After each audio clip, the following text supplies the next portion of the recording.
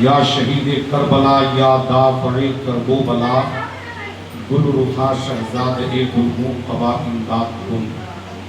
سنیم من نعرے اللہ اکبر می زنم، دم زبو بکرو عمر عثمان و حیدر می زنم. قادریم نعرے یا غوث اعظم می زنم، دم ز شاہ برکت اللہ قطب عالم می زنم. سرورا شاہا کریمہ دستگیرہ اشرفا، حرمت روح پیمبر یک نظر کن سوئے ماں. آئیے سب سے پہلے ہم اور آپ مل کر کچھ سننے اور سنانے سے قبل انتہائی عقیدت و محبت کے ساتھ اپنے اور ساری کائنات کے مرکز عقیدت مصطفیٰ جان رحمت، شمع بزم ہدایت، نو شہ بزم جنت، نو بہار شفاعت، شہر یار ارم، تاج دار حرم، شب اسرا کے دولہا، کعبے کے بدرود گجا، طیبہ کے شمس الضحیٰ، شافع روز جزا، دافع جملہ بلا، حضور احمد مجتبیٰ محمد مصطفیٰ صلی اللہ تعالی علیہ وآلہ وسلم کی بارگاہ گہربار ضیابار پر انوار میں جھوم جھوم کر درود پاک کی ڈالی نشاور کریں اور پڑھیں بآواز بلند اللہم صلی علی سیدنا و مولانا محمد معرنی الجود والکرم وعلی آلہ وبارک وسلم. صلو علیہ صلاة و سلاما علیک یا رسول اللہ صلی اللہ تعالی علیہ وآلہ وسلم. نبی اور آل نبی پر ایک مرتبہ اور پڑھیں اللہم صلی وسیعت الابدان و شفائیہا و نور الابصار و ضیائیہا وآلہ وصحبہ دائما ابدا.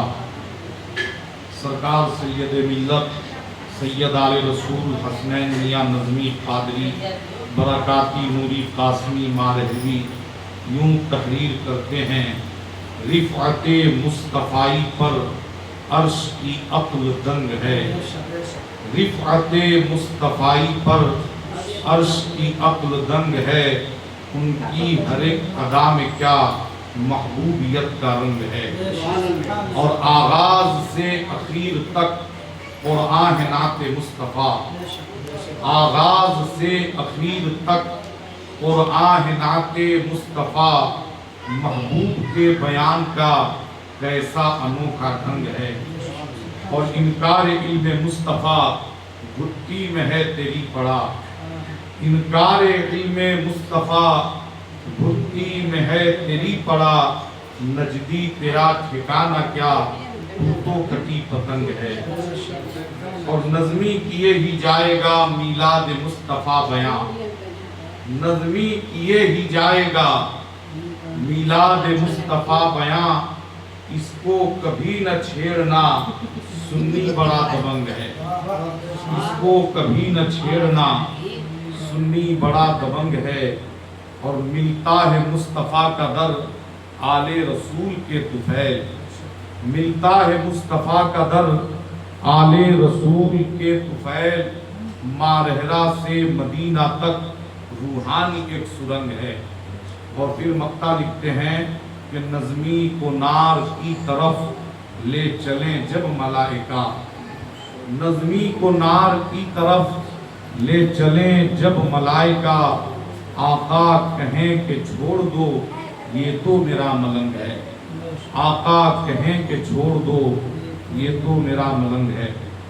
معزز سامعین حضرات، آج کی یہ بابرکت مقدس نورانی ایمانی عرفانی محفل پاک میلاد مصطفیٰ جو اس ماہ مبارک ربیع النور شریف کے مبارک مہینے میں منعقد ہے، جس میں ہم اور آپ کافی دیر سے شرکت کی سعادتیں حاصل کر رہے ہیں اور اپنے مقدس علماء اہل سنت کی زیارت اور یکے بعد دیگرے انہیں سماعت بھی کر رہے ہیں.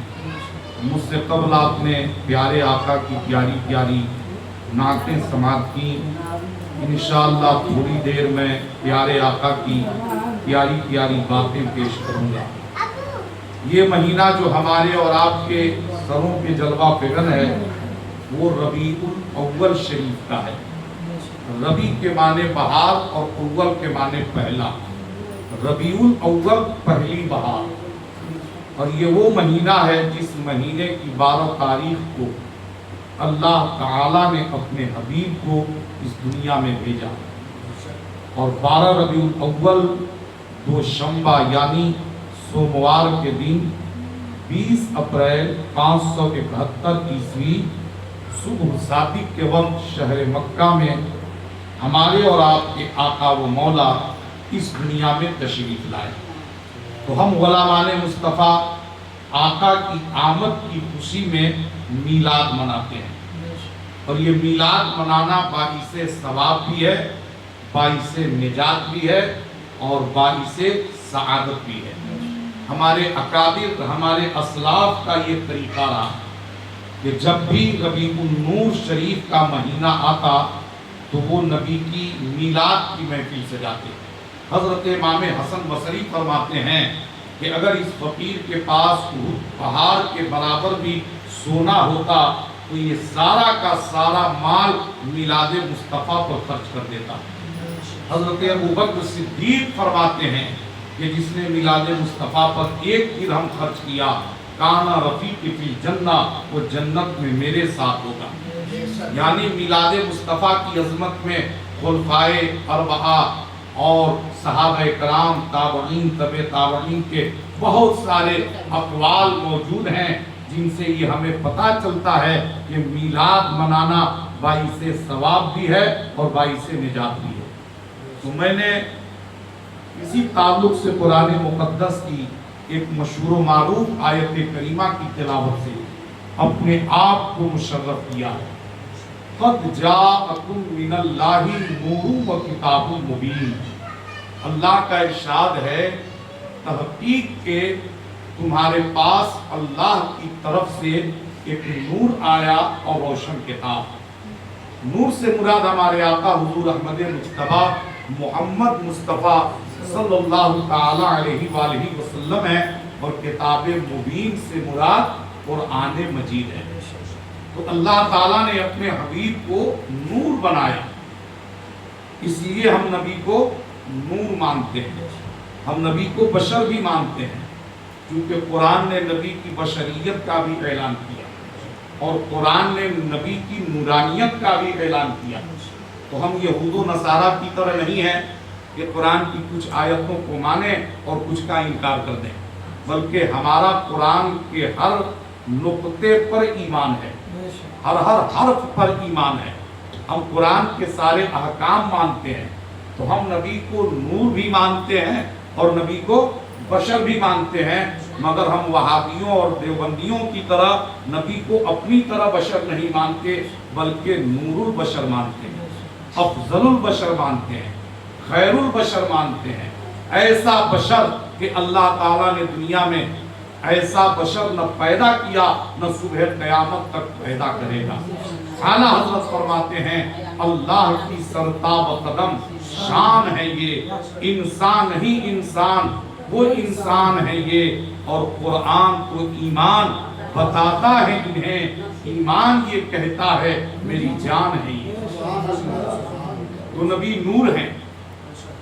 حضرت جابر بن عبداللہ نے ایک بار سرکار سے پوچھا کہ یا رسول اللہ، اللہ تعالیٰ نے دنیا کی ساری چیزوں سے پہلے کس چیز کو پیدا کیا؟ تو اللہ کے رسول نے جواب ارشاد فرمایا، یا جابر ان اللہ تعالی خلق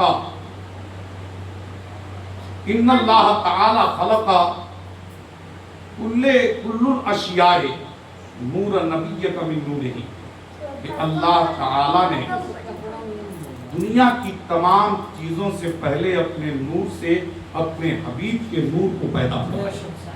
خود آقا دوسری جگہ ارشاد فرماتے ہیں اول ما خلق اللہ نوری، اللہ تعالیٰ نے سب سے پہلے میرے نور کو پیدا فرمایا۔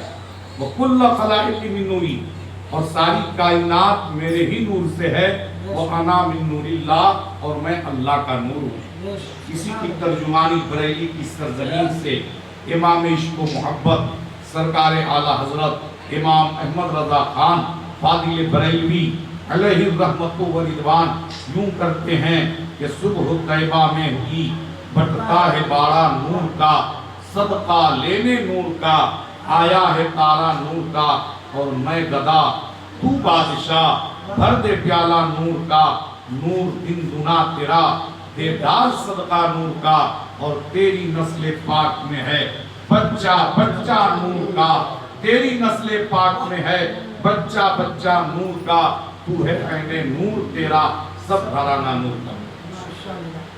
اور یہ جو حدیث ہے جس کو حضرت جابر بن عبداللہ نے روایت کی کہ آقا نے فرمایا یا جابر ان اللہ تعالی خلق قبل الاشیاء نور نبیک من نورہ، کہ اللہ کے رسول نے ارشاد فرمایا کہ اے جابر، اللہ تعالی نے دنیا کی تمام چیزوں سے پہلے، یہاں قبل الشیء نہیں ہے، قبل الاشیاء، اور اشیاء پر جو الف لام ہے یہ استغراق کا فائدہ دیتا ہے، یعنی زمین سے بھی پہلے، آسمان سے بھی پہلے، کائنات سے پہلے، سورج کی روشنی سے پہلے، چاند کی چاندنی سے پہلے، سب سے پہلے اللہ نے اپنے نور سے تیرے حبیب کے نور کو پیدا کیا۔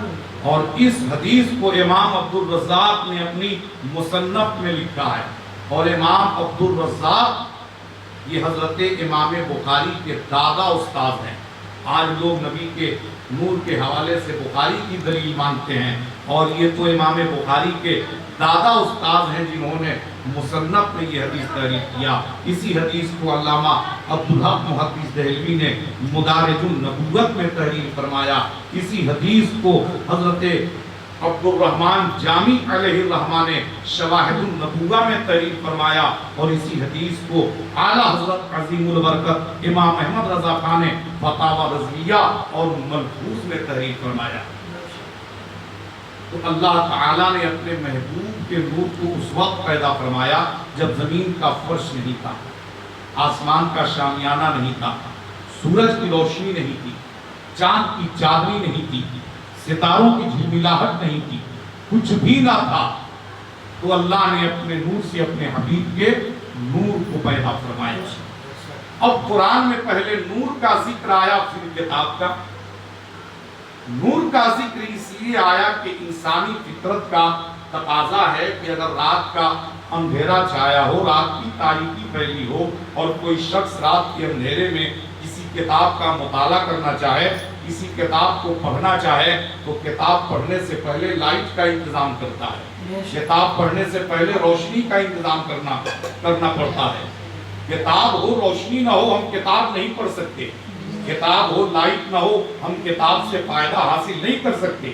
تو جب پوری دنیا میں کفر کا اندھیرا چھایا تھا، شرک کی تاریکی پھیلی ہوئی تھی، تو اللہ نے اپنے حبیب کو اس دنیا میں بھیجا تاکہ پوری دنیا سے کفر کا اندھیرا مٹ جائے، شرک کی تاریکی دور ہو جائے، اور لوگ نور مصطفیٰ سے قریب ہو کر کتاب سے فائدہ حاصل کریں۔ تو کتاب سے وہی فائدہ حاصل کرے گا جو نور مصطفیٰ سے قریب ہوگا، جس کے ہاتھوں میں دامن مصطفیٰ ہوگا۔ تو اللہ تعالیٰ نے اپنے حبیب کے نور کو پیدا فرمایا۔ اب یہ نور کہاں تھا؟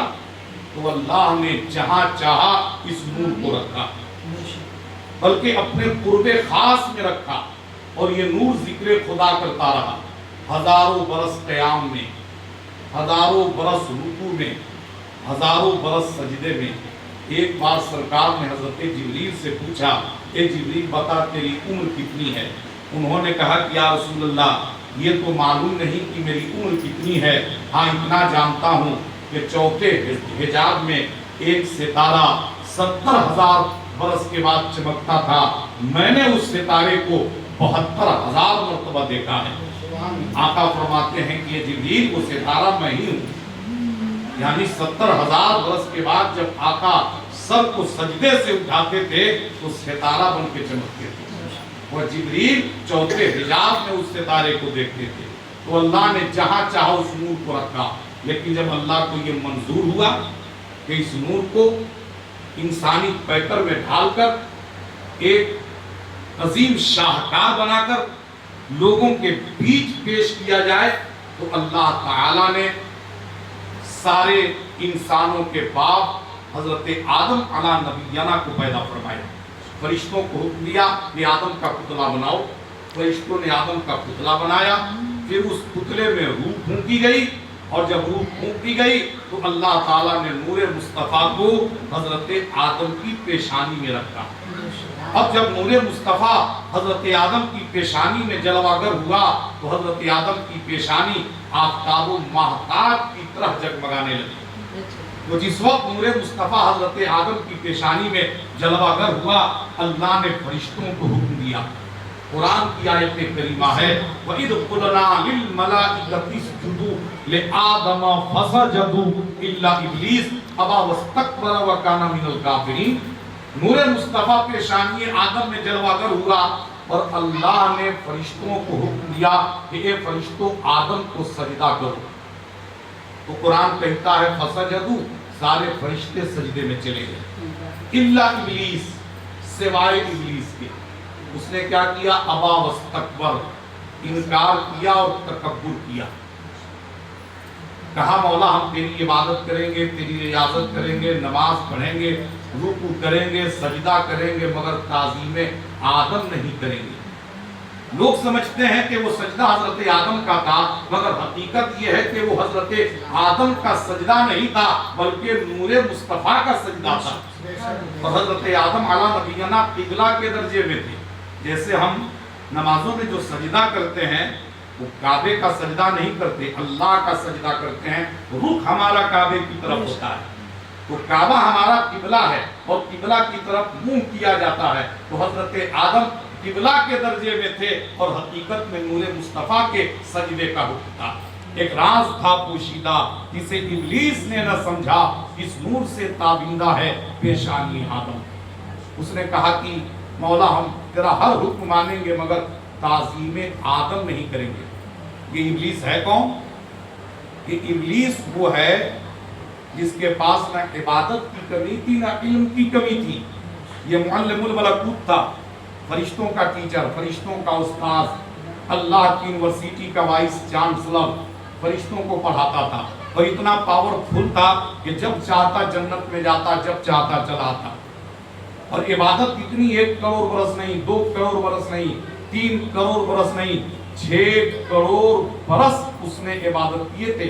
अगर उसके सजदे को जमीन पर बिछाया जाए तो राई रखने की जगह न मिले जहां उसका सजदा न हो। लेकिन जैसे ही उसने ताज़ीम आदम से इनकार किया कि रब ने उसके लातादाद सजदे को, अनगिनत सजदे को, बेशुमार सजदे को उसके मुंह पर मार दिया। उसके सारे सजदे बर्बाद हो गए, सारी इबादत बर्बाद हो गई। मालूम क्या हुआ? अगर किसी को सिर्फ अपनी इबादत पे नाज हो तो इबादतें बर्बाद हो सकती हैं। इबादत बर्बाद हो गई, मालूम क्या हुआ? सारे सजदे अल्लाह की बारगाह में कबूल नहीं होते।